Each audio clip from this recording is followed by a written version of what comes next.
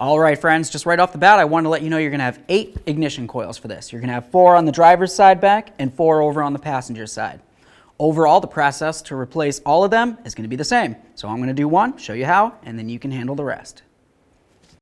Before we get into taking anything apart, let's go ahead and blow off the external areas where any dirt or debris may be. Now looking along the passenger side, we can see the forward coil, and then of course all the rest going down the line. There's going to be a mounting bolt on each one, and there's going to be one wiring harness to each one as well. Start off by removing the wiring to each one. Always check to make sure you don't see any funny colors. Set that aside. Then remove the 7mm mounting bolt.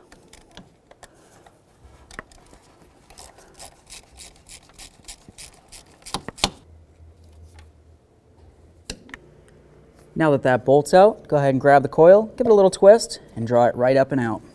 There it is, friends.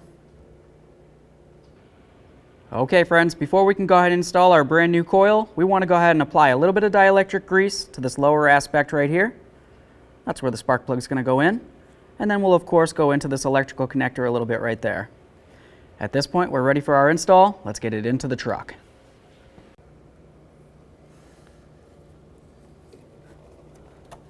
Right down on there. Start in your bolt, then snug it up. Torque it to 53 inch-pounds.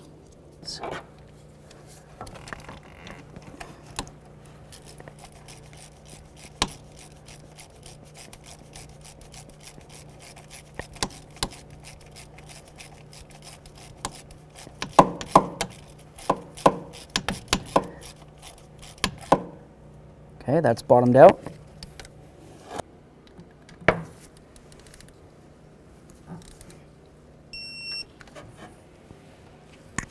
Let's reinstall that electrical connector.